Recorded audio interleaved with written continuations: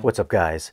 Today we're going to be checking out 2009's Inglourious Basterds on 4K Blu-ray. This isn't going to be a review on how entertaining the movie is, I'm just going to share some thoughts on the video and the audio quality. Now let's go over a few tech specs. The movie was shot on 35mm. It's got a 2K DI. It's rated R. Runtime is 153 minutes, and the aspect ratio is 239:1, so there are black letterbox bars. Image quality-wise, I found the increase in resolution a couple notches above the 1080p Blu-ray.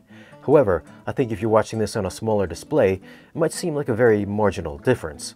The movie being shot on film is of course going to have film grain, and if you're someone who hates film grain, I don't think you're going to be too bothered by it. The grain structure is finer and more dense over the standard Blu-ray, and for the most part I thought it was pretty light. That doesn't mean the movie has a digital 4K crispy look, as it's still got that film softness to it.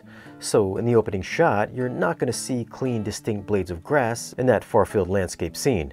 And that's how it is for the entire runtime. Close-ups now have a bit more refinement coming from the standard Blu-ray, so wrinkles and prosthetics are more discernible. Costumes get a little cleaner in textural detail, and the background elements come through with slightly more to see as well. Again, if you're just watching this on a smaller display, you might just think it's a 1080p transfer. That being said, the HDR, which is an HDR10 and HDR10 Plus, I did feel ran kinda hot. It's almost like they took the older Blu-ray and just turned up the contrast level 2 notches too high. This is noticeable with bright white highlights on faces and glasses of milk and other brightly lit surfaces as well. These areas are going to come across blown out, which did make me double check to see if the contrast enhancer on my TV and projector was turned up too high.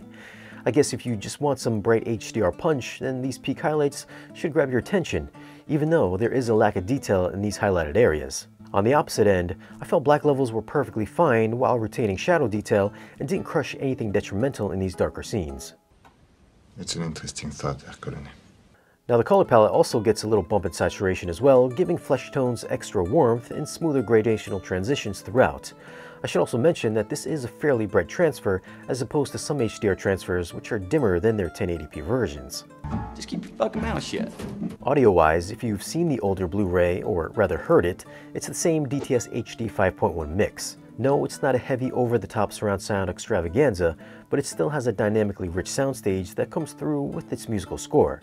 It's instrumentally layered, with the most important part being dialogue, so vocals were always clean and robust through the center channel. Golami.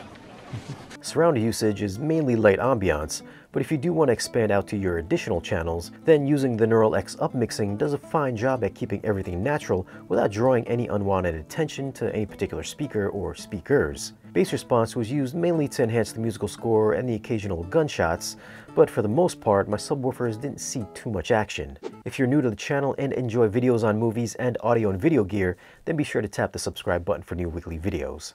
So rating the audio as a 5.1 mix, I'm gonna have to go with an 8.1. The music for me was the best sounding part of this movie, which had a great cinematic presence.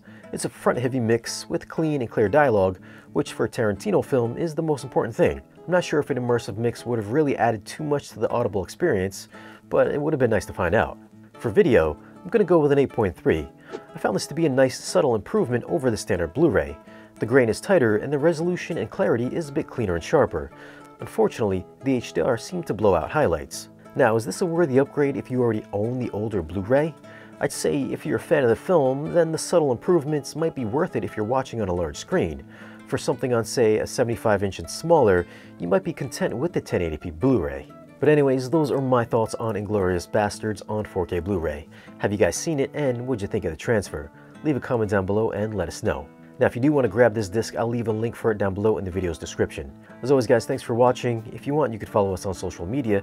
And if you want to support the channel and get exclusive content or great discounts on audio and video gear, then stop by our Patreon page. Be sure to like, share, and subscribe, and we'll see you again in the next video.